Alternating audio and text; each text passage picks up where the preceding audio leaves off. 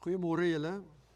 Dit is vir my 'n besondere eer om vandag vir Prof Gert Kreer, oud hoofseun van Hoërskool Brits en 'n ou klasmaat van my, hier by sy alma mater welkom te heet. Ons het in standaard 6 hier in die saal op die vloer gesit en is op die eerste dag saam ingedeel in 'n seunsklas, vol woelige manne. Ons twee was van die laaste waarhalsiges wat Latyn as vak gekies het. Of dit wysheid of waansin was, weet ek tot vandag toe nie. Ek onthou dit soos gister, toe ek amper 'n gelykop uitslag in skaak teen hom kon behaal. Amper. Vandag staan hy hier in sy werksklere as 'n internasionaal erkende chemieprofessor, gerekende oud soldaat, 'n diep gelowige mens en iemand wat as genooide professor vir 'n jaar by 'n universiteit in die VSA gewerk het. By alles is hy ook 'n gesinsman, getroud met Dilla, 'n wiskunde onnie en hulle 3 kinders. Een van die dae is hy ook 'n oupa. Hy is hier om met ons te deel wat alles moontlik raak, as daar 'n wil is. Gaan haal die toekoms. Help my om professor Gert Kreer tuis te laat voel. Môre, Bertsies. Ja, ons het hier onder gesit, hier so innam, want die skool was nog 'n bietjie voller as in nou se tyd. En ek het hier so net oor die straat in die dopperpastorie gebly. My pa was die dopperdominee hier so, ons pa. En ek het baie goeie herinneringe, ons het so 'n maand terug, ons 45 jaar reunie gehad hier in die Bosveld. Daar is ons gesinnetjie. Aan die regterkant is my broer Sarel. Hy is die tweede oudste, ekskuus, kan jy daar in die eerste, hy is die tweede oudste, Ems is eintlik die oudste van ons, maar Sarel is langer, so ons moes nou so hier op die stoepie staan vir 'n fotootjie. Jy sal sien, ons het nog die Brits laerskoolklere aan, maar jy kan nou nie ons voete sien nie, ons het kaalvoet nog skool toe gegaan. En Sarel en Ems was al in die hoërskool. Goed, ek kan maar volgende een toe gaan. Net vir interessantheid. Ekskuus, ek het my werksklere aangetrek vandag en my boodskap wat ek vir julle wil bring is dat alhoewel ek waarskynlik geseën was deur die Here deur een van die top 10 talente gekry het wat in my jaargroep was, het ek my nou self nooit as iemand besonders gesien nie, en ek is 'n gewone mens net soos julle, en dis die boodskap wat ek ook wil deurbring, en ek wil ook vandag vir die gewone kind hier 'n boodskap gee, wat ek gaan terugkom na toe, en dit was ons matriek 1980 boodskap, wat ons van 'n besonderse hoof gekry het, wat my motto was deur my lewe, en ek het 'n verwysing na daai boodskap wat op Facebook geskryf is, ek het hom gebeere, en ek wil vir julle uitnooi om te gaan lees, en om op jou hart te dra, en julle sal sien, dit is my slot boodskap hier op die laaste bladsy. So daai is tipies akademikus se lewe.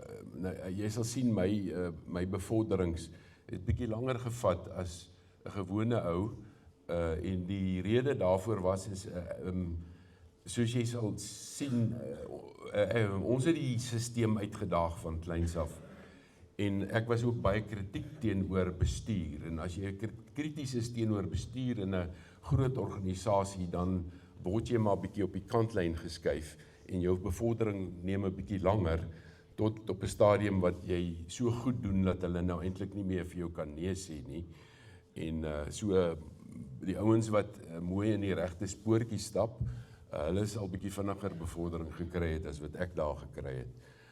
Goed, volgende enetjie. Ja, ek wil nou hier vir julle wys. Daar's 'n kolletjie daar regs. As ek gou kan wys, skies. Daar's waar ons gebly het en daar's die hoërskool. So as jy nou inkom van die Silkaats nekpad af, net langs die spoor op, het ons aan die kant van die dorp gebly. Daai huise wat daar aan die bergse kant, daai kant daar was nie huise nie, dit was veld gewees. Ons was op die kant van die dorp. En dan hier links onder sal julle sien, daar's 'n kolletjie. Dis die laerskool. En ons kannetjies het met die fietsie gery. Elke oggend skool toe en dan in die middag, ek was nou graad 1 toe ons hier in Brits gekom het. Dan is die grootskool hou bietjie langer aan in ons graad 1 en 2tjies. So 'n uur of wat voor die grootskool kon ons huis toe gaan, dan moet ek alleen weer terugry met die fiets. Soontoe. Dit was ander tye gewees, maar lekker gewees. Ons moes van kleins af onafhanklik wees. Ek kan maar aanblaai. O ja, ek weet nie of julle daai Boesman herken nie. Herken julle hom? Dit was ons 40 days en as jy nou mooi kyk, sal jy sien die seuns het die meisies se klere aangetrek en die meisies die seuns en dit het ons nogal 'n bietjie moeilikheid gehad daaroor. Daar's ek links onder. Nou maar goed, laat ek nou kyk.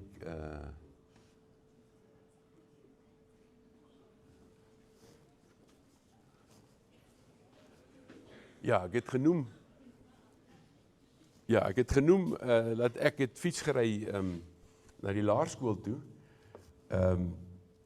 Dan het ons 'n vriend gehad, ou Hansie Prinsloo. Hulle het hier onder die berge bly, net langs die ou Kasie. 'n plaasie gehad en my pa het 'n koei gehad wat daar geloop het. Dan het ek in die middag na sport en na huiswerk op die fietsie geklim met die roomkannetjie. Dan gery ons eers perd op die plaas, melk die koei, dan bring ek die melkkannetjie terug, die roomkannetjie terug met melk, laat ons ten minste melk het saam met die pap wat ons geëet het. Hierdie berge wil ek vir julle nou wys, Ellen se berg hier agter, die ou wat die huis bo gebou het was Ellen, ek kan nie sy van onthou nie. Dan het julle die Magaliesberge, julle die Wolwekraalkoppe en die Langberg. Voor ek en my maatjies dan het 5 was ons bo op al daai berge gewees. Ek weet nie hoekom nie, maar ons moes bo op die berg kom en ons het gereeld daai berge geklim, fietsie gery soontoe. Ons het fiets gery om Mark Watson, daar langs Silkaats nek gebly teen die berg. Saterdagoggend is ons hier uit met die fietsie, dan hou ons piknik in die berg, hulle het 'n lekker swemgat daar in die berg gehad, in die middag laat kom ons weer terug. Nou ja, seker vandag kan nou dit nie meer doen nie, ek sien die paaie is vreeslik besig, jy sal seker nie lewendig by die huis terugkom nie, maar ons het dit so gedoen. Hier langs hierdie hek aan die linkerkant, so 2-3 kragpale af, was 'n bietjie lendelam, en as ons nie lus gehad het vir skool om een of ander rede nie, dan slip ons uit pouse, dan stamp jy daai paal, en begin die kragdraad aan mekaar raak, en dan is die hele blok se krag is uit vir ten minste 2 ure. En hy maak sulke sparks, as hy daai draad aan mekaar staan. Ja, hierdie reservoirs, die waterdamme hier bo op die koppietjie, ons het geswem in daai damme, in die drinkwater. Jy kan maar volgende enetjie gaan. Ja, staan dit 8, het ek toe reeds eerste span gespeel, ek staan daar tweede van regsaf bo, en ons het die jaar, ek dink, ons het tweede naaswenners gewees van die Noord-Transvaal se rugby.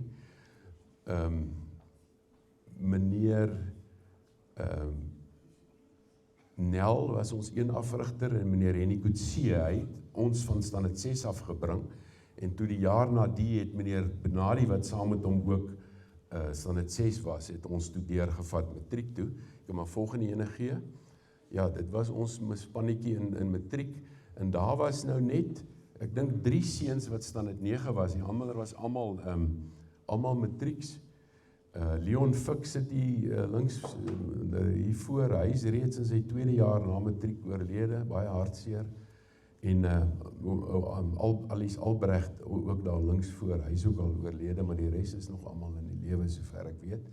Ons het die jaar die administrateursbeker met 3 punte of so iets verloor. Ek het die laaste wedstryd nie kon speel nie.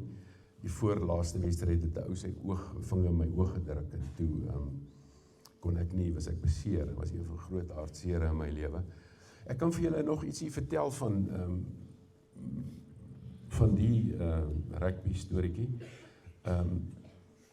Toe ek standaard 8 was, selfs het ek al gegaan vir Noord-Transvaal se kering, en toe daar van die manne liter en so het die spanne gehaal vir Noord-Transvaal, maar ek sien toe, die oomblik as 'n ou begin vir Noord-Transvaal gekies word, dan raak jou skoolspan minder belangrik. En toe ons in matriek gaan, toe het ek die manne beïnvloed, dat nie een van ons gegaan het vir Noord-Transvaal se proewe nie. En die onderwysers was baie kwaad vir my, want hulle het gedink ek het 'n kans dalk om vir Noord-Transvaal te speel. Ek was laerskool, het ek vir hulle gespeel.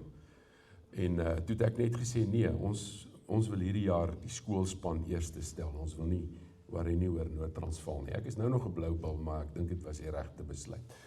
Volgende ene. Ja, ek wil julle sê, vertel hoe is ons voorberei vir die toekoms wat ons gewag het. En ek begin juis vir julle vertel van dat ons het die sisteme uitgedaag, en ek wil nou nie sê julle met die sisteme uitdaag nie. Jy is welkom om dit te doen, en ek wil jou sê, doen dit, maar onthou net, bly binne die 10 gebooie. As jy binne die 10 gebooie bly, dan is jy veilig, maar moenie daar buite gaan nie, dan gaan jy moeilikheid kry. Die beste fondasie wat ek in my lewe gekry het, was hier in die Doppekerk, wat ons katekisasie gedoen het. En jy sal sien, ek gaan redelik terugverwys daarna. Ons het nog in daai jare 'n skriftelike hersiening gedoen elke kwartaal. En dan is jou vraestelletjie is gemerk, die katekisasiekomitee het dit bespreek, die kerkraad het dit bespreek, en dan bring jou ouderling met huisbesoek jou vraestelletjie vir jou terug. En as jy nou nie gepresteer het soos jy moet presteer nie, dan sê hy vir jou, nee boetie, ons weet mos hoe doen jy in die skool. Is jou skoolwerk belangriker as die kerk, die katekisasie wat jy by die kerk moet doen. En dan word jy aangespreek. En dit was 'n belangrike fundament, en ek wil vir julle sê vandag, as jy nog nie die Heidelbergse katekismes deurgewerk het in jou lewe nie, selfs al is jy nou al nog standaard 6, dan is daar 'n groot gaping in jou fondasie. En ek wil jou uitdaag, en vind hom, ek gee later 'n verwysing na die Heidelbergse katekismes, wat jy kan gaan aflaai, en homself bestudeer. Jy is groot genoeg om dit te kan doen nou. Ons het kwaliteit onderwysers gehad, en ek gaan terugkom daarna, absolute kwaliteit onderwysers, en ek wil weer noem meneer Niemann se 1980 matriek afskeidboodskap, het ek op my hart gedra. Ek doen dit nou nog. Ja, en ons het baie pak slaag gekry. En my broertjie Freek, hy was die jongste, daar waar die personeelkamer nou is was die biblioteek. En biblioteek was 'n vak wat nie op jou rapport regtig gewys het nie. Nou moet hy 'n taak doen, en hy besluit hy gaan nie die taak doen nie. En die juffrou roep hom in en sê, maar waar is jou taak? Nee, juffrou sê hy is bereid om 0 te vat. Juffrou sê, nee, dis nie regte gesindheid nie, gaan maar kantoor toe. Meneer De Tooy, sy bynaam was Oks, kry hom toe voor stok. Hy sê, Freek, waarvoor is jy hier so? Hy sê, nee meneer, ek het nou nie my taak gedoen nie. Hy sê, buk gou, en hy stof hom lekker af. Hy sê vir hom, maar hoe gaan dit met Emerensha? Dis my oudste sussie. Hy het nou vir almal skool gegee. En hy gaan so met die ry af, en hy vra almal, waar is almal nou? En toe hy klaar is, sê hy vir hom, hoekom is jy nou weer hier? Nee meneer, ek het klaar pakslaag gehad. Hy sê, moenie nonsens praat nie, kom, en daar kry hy tweede keer pakslaag vir dieselfde oortreding. Ja, kwaliteit onderwysers, ons het skelm in die swembad gaan swem hier agter. En daar was 'n paviljoentjie, jy kan so van die hoof se huise kant af in 'n boom geklim het oor die draad op die paviljoentjie, dan swem ons. Maar daar was 'n ou duikplank wat vreeslik geklak het as jy op hom spring en dit. Nou kort voor lank is een op die duikplank en dan klakke en as ons weer sien hier kom meneer niemand aangestap. Dan sê hy, "Bulle, wat maak julle hier?" "Nee, ons swem meneer." Hy sê, "Hoe kom julle hier binne?" "Nee, ons het daar oor die paviljoentjie ingeklim." Hy sê, "Bulle, maar julle verniel die draad, kom sien my môre." Môre is ons in die kantoor, dan word ons afgestof en dan gaan ons huis toe. 'n week later is dit warm, ons wil weer gaan swem. Nou onthou ons moenie oor die draad klim en die draad beskadig nie.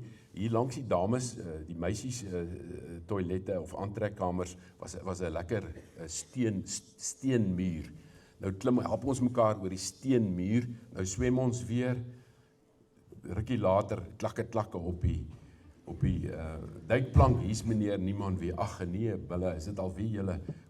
Hoe kom julle hier binne?" "Nee meneer, ons het nie oor die draad geklim nie, ons het oor die muur geklim, hy kan niks oorkom nie."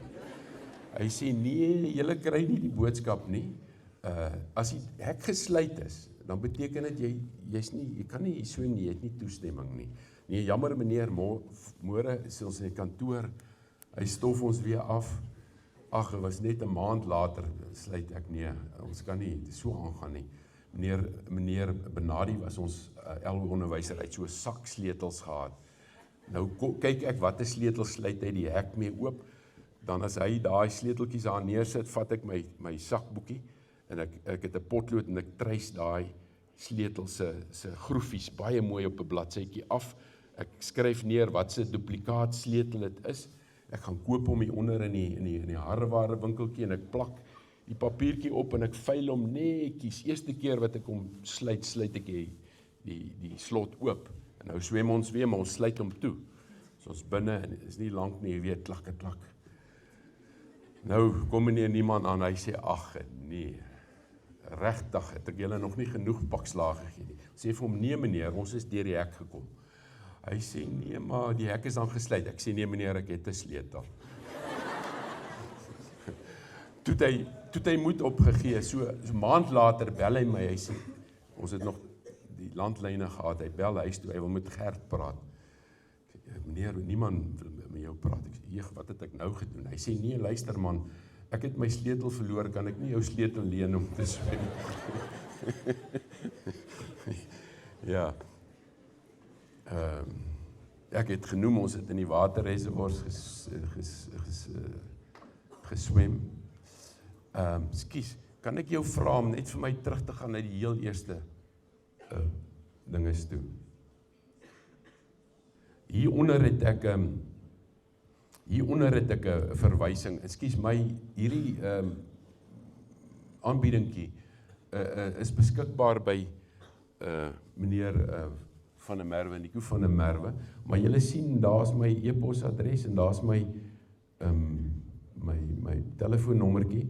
As jy belangstel, ek gaan nou praat bietjie vinnig, maar as jy iets wil weet, jy is welkom om my te skakel. Jy is welkom om hierdie link te kry. Hierdie is 'n YouTube ding wat ek julle ook wil uitdaag om te gaan kyk. Dis Jordan Peterson wat praat oor hoe ons die toekoms moet gaan haal. En ons gaan haal die toekoms deur julle, die onderwysers, julle hier toe te rus vir die toekoms. Ons sit nie en wag vir die toekoms nie. Ek wys net daarna, ek wil julle graag uitdaag om dit te gaan. Jammer, jy kan weer aangaan.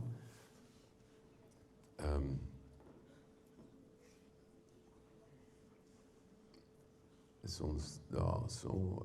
Ja, en een van die belangrike dinge wat ons geleer het is, en ons ouers het ons ook so groot gemaak, is jy moet dit, ek wil die boodskap vir jou ook gee, jy moet besluite neem in jou lewe, en jy moet verantwoordelikheid aanvaar vir jou besluite, en jy gaan verkeerde besluite neem, dan moet jy saamleef met daardie besluite. Ons het sommer vinnig pak slag gekry en ons het oor en verby. Maar party besluite wat jy nou neem, gaan jou lewe moeilik maak in die toekoms, as jy nou die verkeerde besluit neem. En dit was belangrik geweest, ons is geleer, wees maar stout, maar dra die gevolge, en neem die regte besluite. En soos ek genoem het, as jy nou wil die stelsel uitdaag, sorg dat jy binne in die 10 gebooie bly. Dan sal jy veilig wees. Ek wil 'n praktiese voorbeeld noem. Een van die 10 gebooie sê jy moet die waarheid praat. Jy mag nie valse getuienis gee nie. Ek dink is die 9de ene. En daar gaan 'n versoeking op jou lewe kom nou met ChatGPT om laat hy jou jou taak vir jou doen. Ek is besig om 'n publikasie te skryf oor hoe ek kunsmatige intelligensie gebruik, hoe om 'n superrekenaar aan mekaar te sit en die sagteware te installeer dat hy optimum funksioneer. En ek sien kunsmatige intelligensie soos ChatGPT, ek gebruik Grok nogal, Grok is fantasties van X. En Claude AI gebruik ek en ook DeepSeek van die Chinese. Dit is net nog 'n hulpmiddel wat jy moet gebruik, maar moenie oneerlik wees daaroor nie. Want as jy oneerlik is daaroor, dan val jy in 'n gat. En dis hoekom ek wil julle verduidelik of julle weet hoe werk die duiwel met sonde. Ons is almal kinders van die Here en die Here bly in ons harte. En as jy iets verkeerd doen, die Here het eintlik sy wet het hy eintlik op ons harte geskryf, sê die Bybel. Aanvanklik het hy hom op 'n klip geskryf, maar ons harte was op klip en hy het ons nie gehoor nie. Maar toe het hy ons nuut gemaak deur sy Heilige Gees en sy wet het hy ons op ons harte geskryf. En dis hoekom as jy ietsie verkeerd doen, dan sê jy 'n stemmetjie agter wat vir jou sê, dit is nie reg nie. Wat jy nou doen is nie reg nie. Ons noem dit jou gewete in die elke dag se taal. En dit is die wet op die Here wat die Here op jou hart geskryf het. Maar as jy nou begin sonde doen, onthou sonde begin met 'n gedagte. En dan gaan hy oor in spraak en dan gaan hy oor in dade. En ek gaan terugkom na, julle gesien ek wys na my kop en my hart en my hand. Ek gaan terugkom daarna toe. Dis hoe sonde werk. Jy begin met 'n gedagte, dan kom hy uit jou hart uit en jou mond uit en dan doen jy die verkeerde ding. En as jy nou die eerste keer sê, maar ek gaan nou my taak ingee, en ek gaan nie sê dit was ChatGPT se taak hierdie nie, dit is myne. Dan bou die sonde 'n muur tussen jou en die Here wat in jou hart is, sodat jy later dit gaan meer en meer doen en daai muur word hoër en hoër gebou en nou word daai stemmetjie wat vir jou sê, maar dit is verkeerd, word al stiller en stiller. En dan gaan jy op 'n stadium iets regtigs dom doen. En dan sal die Here daai muur platskop en dan gaan jy in sak en as voor die Here besef wat se sondes het jy gedoen. So, wees eerlik. Toets elke stappie van jou lewe aan die 10 gebooie. Jy kan maar aangaan. Ja, kwaliteit onderwysers, ek het bietjie al verwys daarna. Ek wil 'n stukkie lees wat ek onthou het daarom net van die dames onderwysers ook ietsie sê toe meneer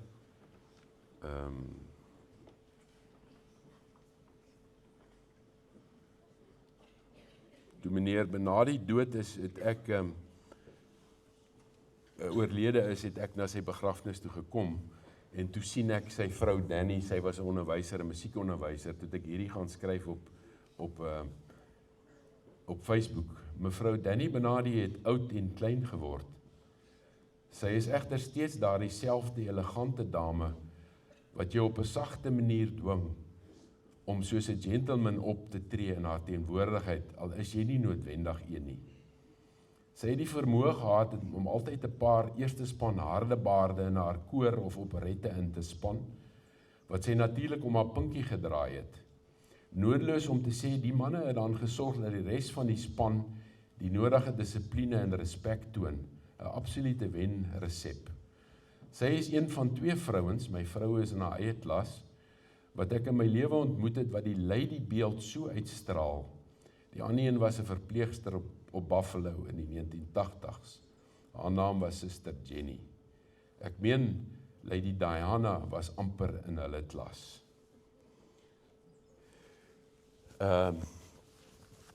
Ek het gepraat van die swembad. Ek het nog een staaltjie van regverdige en onregverdige straf. Ons het baie pakslaag gekry. Maar ek kan jou sê dat ek het nie een keer in my lewe onregverdig pakslaag gekry nie. En ek het baie pakslaag gemis wat ek moes gekry het. Maar die voordeel van die twyfel gegee is. Een slag in my lewe het ek 'n onregverdige straf gekry. Nou weet ek nie of ek dink ek het ook maar die grense gaan toets. Toe is daar strafwerk gegee, uitskryfwerk, omdat die klas geraas het. En ek besluit, ek gaan dit nie doen nie, want ek het nie geraas nie. En die juffrou neem die goedes in, en sy sien een is mis, een is nie daar nie, en sy gaan deur die klas, ek sien sy gaan deur die klas, daar, dis ek, sy roep my, sê, waar is joune? Ek sê, nee, ek het hom nie gedoen nie. Sy sê, nou hoekom nie? Ek sê, nee, ek was nie skuldig nie. Sy sê, nee, gaan jy maar hoof toe. Kom ek by meneer Niemann in die kantoor, ek sê, meneer, ek is nou hier. Hy sê, nou hoekom is jy hier? Ek sê, nee meneer, ek was nie skuldig nie, ek het nie hierdie straf verdien nie. Hy sê vir my, dis nou 'n moeilike ene, as ek regtig onskuldig is, kan hy my ook nou nie pak slaag gee nie, wil ek nie maar asseblief die taak doen nie, want dit gaan nou regtig 'n gemors wees, wat moet hy nou doen, ek kan dit nou mos nie oorsien nie. Ek sê vir hom, nee goed meneer, ek sal die taak gaan doen, as ek maar terug, ek het die taak gedoen, maar dis 'n kwaliteit onderwyser, wat indruk gemaak het op my lewe. Ja, ek wil die matriekboodskap van 1980 vir julle gaan sê, en die boodskap juis is vir die gemiddelde kind. Die boodskap van Garcia om 'n boodskap oor te dra. Gaan lees hom asseblief. Kan jy aangaan die volgende een toe? Ja, ek het 'n link gegee daarvoor. Maar as jy na my Facebook profiel toe gaan, Gert Creer, Durban, en jy tik in matriek 1980, matriek 1980 afskeidboodskap op so iets sal jy hom kry. Ja, ons uitdagings van die 1980s, ek is nou naby aan klaar, hoor, was bietjie anders as julle. As ons moeilikheid by die skool gehad het, seker julle ook, dan het jy moeilikheid of pakslaag by die huis ook gekry. So jy het maar jou stouteghede probeer in toom hou so goed as wat jy kon. Maar ek wil tog sê, ek dink ons is goed toegerus om onsself te kan handhaaf na skool. En alhoewel daar ons unieke uitdagings gehad het, was een van die, dink ek, die beperkings wat ons gehad het, was juis omdat ons, baie van ons is maar deur 'n swart oor die kop gedwing om dinge te doen, en is dit nie noodwendig uit die hart uitgekom nie. Dis baie beter as jy self besluit, ek wil iets doen, as wat jy moet gedreig word om iets te doen. En ek dink dit was dan ook die rede hoekom so baie selfstopkinders universiteit nie destyds kon deurkom nie, want hy was gewoond, iemand het hom gedruk om te werk, hy het dit nie van binne afgekom nie. En jy moet ook maar self weet, as jy nie, julle ouetjies wat hier sit, kan enige sukses bereik wat jy wil, want julle is die room van die samelewing. Maar as dit nie van binne afkom nie, uit jou eie hart uit nie, gaan jy niks bereik nie, jy gaan nie van jou stoel af opstaan. Ek kom nou by julle uitdagings, hopelik, so 'n bietjie wat ek daarvan weet. Ja, daar is nog 'n link wat ek vir jou stuur, dis Dr. Arnold Mol, wat praat oor purposeful parenting. Dis maar presies hoe ons ouers ons groot gemaak het.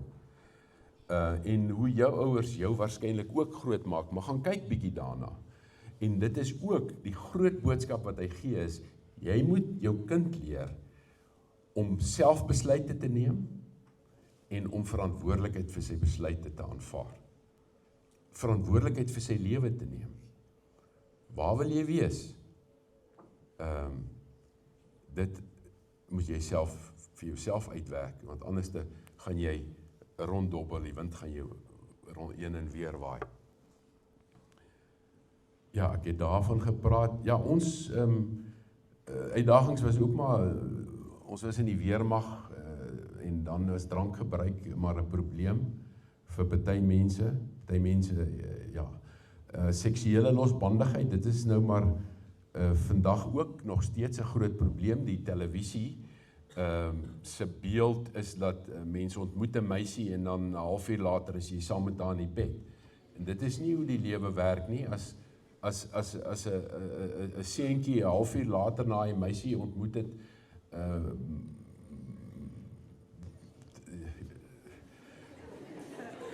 sy kurasies te hoog is, moet jy weet, hy het jou nie lief nie, hy het 'n ander ding op sy kop.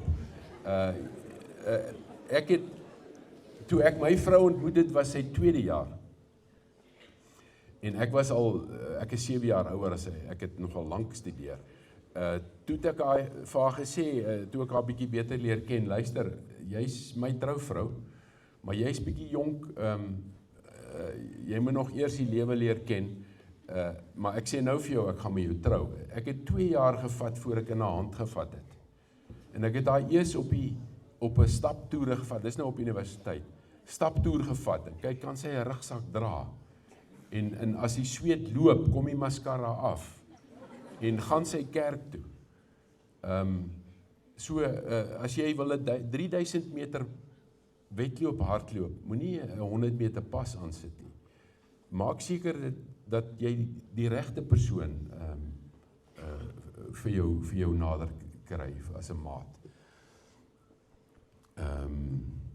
Honeymoon depree, ons was op Oudtshoorn in die weermag, en toe kry ons 7 dae pas, en toe hy terugkom na pas, toe sy getroud, want toe sy meisie, wat hy nou nog nie meer getroud was nie, 'n babietjie verwag, en van toe af is sy bynaam honeymoon depree.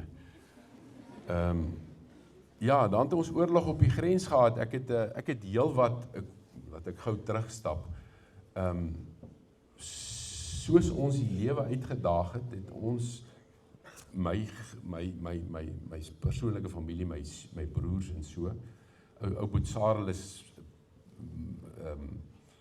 permanent weermag toe, hy het uiteindelik by die verkenningskommando geëindig, en hy is dood aan 'n valskermongeluk.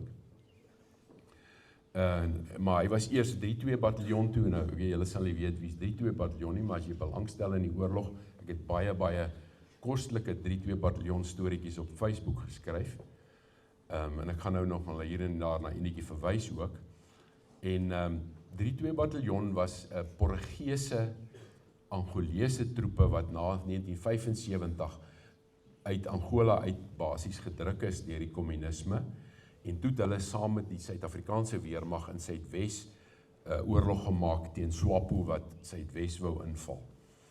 En hulle het leiergroep van die Suid-Afrikaanse jong seuns gestuur om daar te gaan geveg, en al 4 ons broers is daar deur.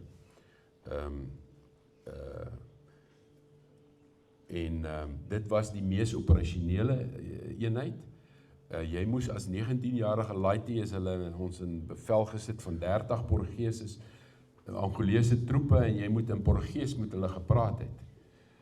Ek was op 'n stadium vlot in Portugees, is nou 40 jaar later, sukkel nou so 'n bietjie, maar ek kan nog daarom verstaan, dis nogal handig as jy oor see kom.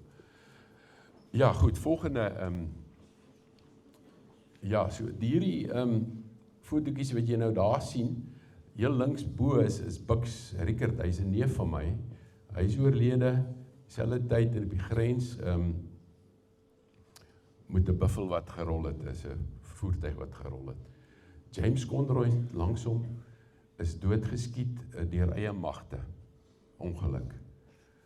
Die ander 2 dae was 'n tweeling Kreerbroers, en hulle het, die een het afgespring van 'n voertuig af, die ander een het reeds onder gestaan, toe detoneer hy 'n tanklandmyn. En die het vir hulle albei in stukkies ingeskiet. Ek is gestuur om hulle stukkies lywe wat daar rond in oral in die bome gewees het, bymekaar te maak en 'n sakkie toe te vou en terug te stuur met 'n helikopter. Salty Durant is doodgeskiet in 'n oorlog. Phil Stewart is doodgeskiet. Hulle het wel op daai dag waar Phil doodgeskiet het, oor die 300 vyand doodgeskiet. Bux Erasmus is bo in Angola doodgeskiet. Campbell Ace het selfmoord gepleeg, sy meisie het hom gelos. Ja. Dis my ou boetie Sarel, die een langsom met die swart gesig, hy is in 'n valskerm ongeluk dood. Scruffy is in 'n frats ongeluk dood na die weermag, maar hy is, ek kan gou die storieetjie vertel, kan ek maar, het ek tyd, gaan ek nie te lank nie. Ons is, as jy nou van die, wag kom, ek gaan nou eers terug, Scruffy, ek het 'n storieetjie oor hom ook geskryf op Facebook. Laat ek julle verwys na die storieetjie op Facebook, gaan kyk maar Scruffy se pistool of se revolver is die storie van Scruffy. Langsom is Nella. Nella is ook doodgeskiet in dieselfde operasie wat hulle die meer as 300 Swapos doodgeskiet het. Dave Light, hy is in Angola doodgeskiet met 12 van sy makkers. Ons moet sy lijk gaan uitdra en die ander 12, 150 km in Angola in. Die bosse, hulle het wel 'n Swapo basis aangeval en heeltemal oorwin, baie mense doodgeskiet, maar op die einde van die dag is 12 van hulle dood, 30 in totaal was wat ons moes dra. En dis digte bosse, jy moet self met stompe moet jy stretchers bou om die gewondes op te sit. En dan het jy 6 ouens nodig om te dra. Ons moes ouens met pangas vooruit stuur om 'n pad oop te kap, dat jy kan die mense uitkry. Ons moet hulle 50 km dra tot op 'n veilige plek wat voertuie kan kom om hulle op te laai en dan verder te vat tot nog 'n veiliger plek waar 'n helikopter kan kom om hulle uit te vlieg. So sy storie, Dave Light, het ek ook op daai spesifieke storie opgeskryf op Facebook. McCallum, hy is in 1988 dood in 'n ratelvoertuig, waar hulle die Russiese tanks aangeval het, en sy ratel het vasgeval in 'n moeras, was te nat gewees, maar voordat hulle sy ratel uitgeskiet het, het hy drie, weet 'n ratel is wel 'n panserka, maar dis nie 'n regverdige beklei teen 'n tank nie, maar hy het 3 Russiese tanks uitgeskiet voor hulle sy ratel uitgeskiet het. En hy is daar oorlede. Hierso is 'n boomstomp, die boomstomp is nou by die Voortrekker Monument. Daai naamplaatjies is almal 3-2 bataljon soldate wat gesterf het om te sorg dat julle ouens nie vandag 'n kommunistiese stelsel het nie. Ons het nie veel beter nie, maar ten minste nie 'n kommunistiese stelsel nie. So hulle name is op daar by die Voortrekker Monument. Volgende ene. Ja, so hierso is tipies daar is die Harry die hond is die storieetjie waar jy kan gaan lees oor hierdie manne wat dood is as jy belangstel. En hier's Dave Light se storieetjie ook op Facebook as jy belangstel om dit te lees. Dankie, volgende ene. Ja, so ek het Potchefstroom Universiteit toe gegaan na die weermag. In 85 is ek terug weermag toe om weer te gaan oorlog maak. Dis toe Dave Light geskiet is. Maar ek het tot my PhD gestudeer. As jy wil in die akademie aangaan, moet jy nou graad kry, dan moet jy honneurs doen en dan moet jy meestersgraad doen en PhD gedoen. Ek het nie een van my ondergraadse gradeplegtighede bygewoon nie. Ek het een of ander rede hou ek nie van daai toga nie, hoed nie. Maar toe ek my PhD kry, toe besluit ek terwille van my ouers moet ek maar gaan. En toe nooi ek vir meneer Benadi en meneer Henny Coetzee, wat ons van kleins af groot gemaak het, na my gradeplegtigheid toe op Potch, en hulle het deurgery, so toe, en ek was baie geëerd dat hulle dit gedoen het.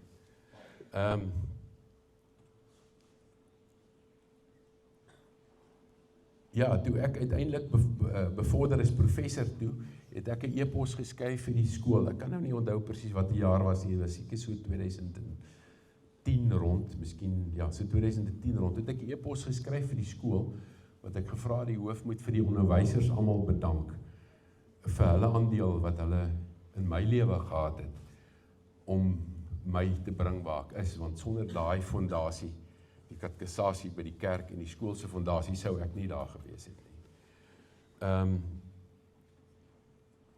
Daar's twee goed in my lewe wat ek reg gedoen het.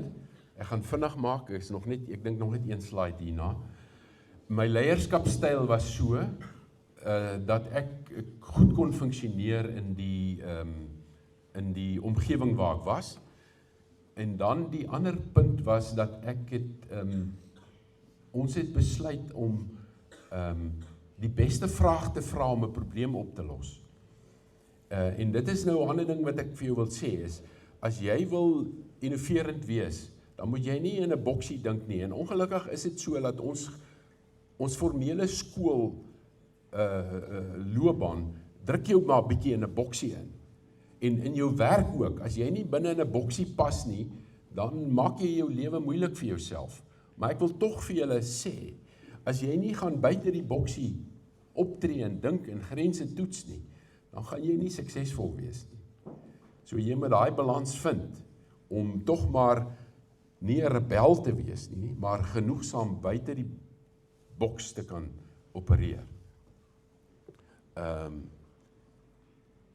As jy die bestuur van 'n organisasie kritiseer, hulle hou nie daarvan nie, dan vertraag jy jou bevordering. As jy nie 'n pak klere aantrek nie, in sekere beroepe nie, gaan jy nie bevordering kry nie, want jy moet die regte beeld hê. Oom Eddie Viljoen is een van my rolmodelle. Hy het gesê, hulle kan jou terughou, maar hulle kan jou nie onderhou nie. En onthou dit, hulle kan jou terughou, maar hulle kan jou nie onderhou nie. Jy moet net aanhou druk en jou verantwoordelikheid nakom. Ok, ek is weer by die matriek afskeid boodskap. Julle kan sien, dit was 'n belangrike deel van my lewe. Volgende ene. Ja, hierso is 'n boek as jy belangstel in leierskap. Is 'n Amerikaanse generaal wat agtergekom het, hulle het die beste troepe, die beste wapens, die beste inligting, maar hulle wen nie die oorlog in Afghanistan nie. En toe het hy gaan leierskapstyle bestudeer, en hy het tot die gevolg gekom dat 'n leier vandag moet die mense om hom bemagtig om self besluite te kan neem, om self leiers te wees. Dan sal jy suksesvol wees. Hy het daai twee boeke geskryf, hoe om 'n span bymekaar te stel in 'n hoogs komplekse organisasie. waar ek ook in opereer. Volgende een. Ja, wat is julle uitdagings?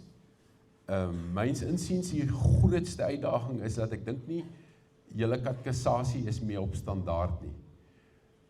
Wie van julle doen huisgodsdienst in die aande? Ja. Jy moet na jou pa toe gaan en vir hom sê, dit is belangrik om huisgodsdienst te doen. En jou ma. En as hulle dit nie doen nie, met jy jou eie huisgodsdienst hou.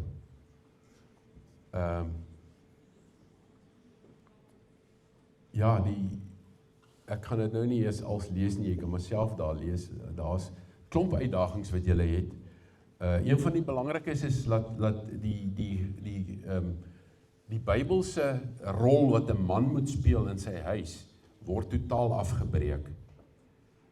Die man word deur die Here aangestel as hoof van sy huis, nie laat hy self afdwingende gesag mag toepas nie, maar dat hy moet sorg dat die Here in sy huis regeer deur sy woord en sy gees.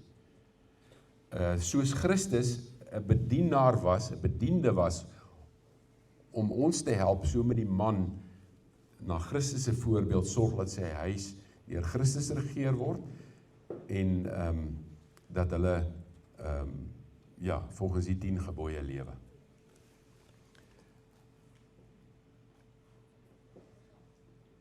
Wêreldwyd sien ons dat die kinders van julle ouderdom en bietjie ouer kan nie druk hanteer nie.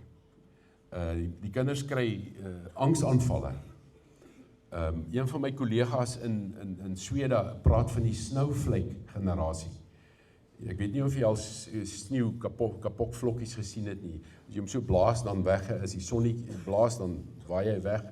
As die sonnetjie op hom skyn, dan smelt hy. En my gevolgtrekking is dat die kinders is nie meer geestelik weerbaar nie. Hulle doen nie meer genoegsame katekisasie nie. Hulle het nie daai fondament van die Heidelbergse katekismes nie. So werk daaraan, ek kom terug na die punt toe, daar is 'n artikeltjie wat ek op my blog geskryf het oor kinders se geestelike weerbaarheid, as jy belangstel om dit te gaan lees.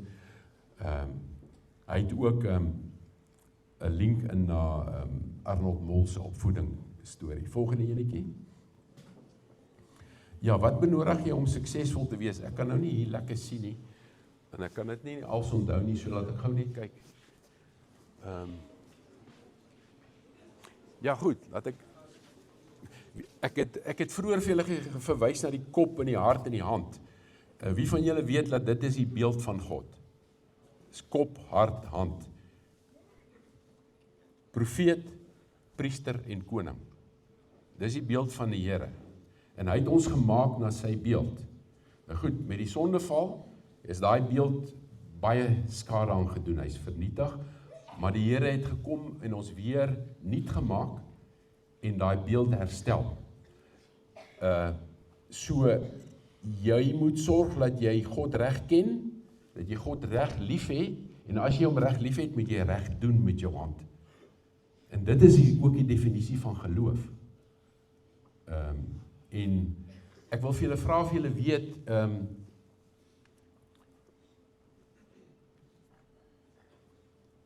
wat God se doel was met die skepping. Wie kan vir my sê, wat was God se doel met die skepping? Yes. Ok, ekskuus. Ek moet klaarmaak. God se doel met die skepping was sy eer. Ons moet hom eer. Waar pas jy in? Gaan maak seker of jy weet, waar pas jy in die skepping? Die Here het 'n doel met jou,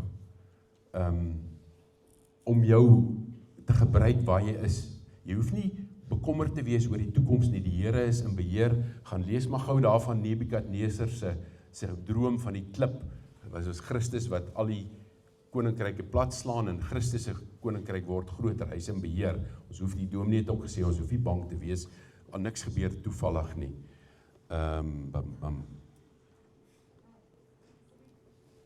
Ekskuus.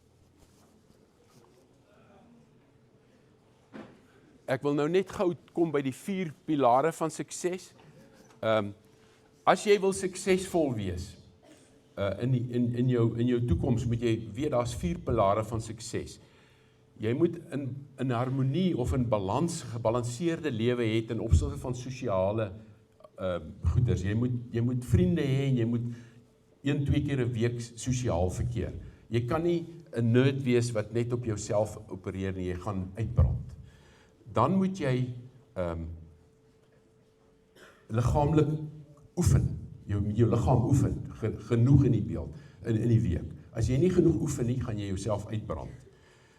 Dan moet jy in geestelike harmonie wees met God. As jy nie dit is nie, gaan jy ook uitbrand. En die laaste een is, jy moet eerlik en hard werk. En ek het reeds gewys met AI, moenie sê dis jou werk, as dit nie jou werk is nie. Baie studente dop, omdat hulle die berg is te hoog om oor te kom, en dan gee hy op. As jy so 'n taak kry wat moeilik is, deel hom op in stukkies, en sê, ek gaan môre dit doen, oormôre dit, en dan fokus jy net op elke dag wat jy moet doen, as jy jou oë uitvee, as jy bo. Laaste slide, dink ek. Yes.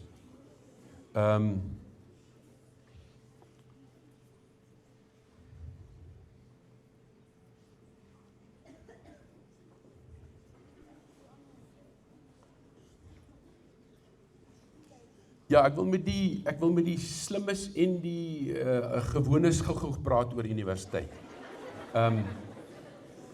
My studieleier Gerard Lagman het in die 80's al gesê, in die toekoms gaan die slim kinders gaan nie 'n vaste syllabus by universiteit doen nie. Hy gaan een of ander gaping sien, en dan gaan hy homself toerus om daai nuwe werk wat nog nie eers bestaan het te doen. So hy gaan kursusse doen by verskillende universiteite wêreldwyd, somme oor die internet, en homself toerus om 'n nuwe werk te kan doen. Dis wat die heel slimmes gaan doen.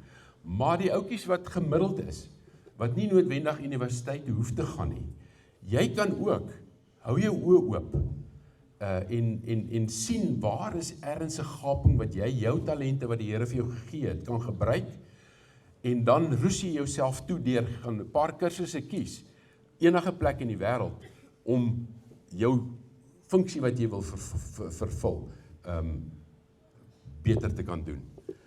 Ek dink ek gaan daarmee verstaan, ek het hier 'n voorbeeld van 'n ou wat 'n hoogs gesofistikeerde wetenskaplike tegniek gevat het, en dit omgesit het in 'n brandstof inspuit sisteem wat al die karre nou het, om die brandstof inspuit so noukeurig as moontlik te doen.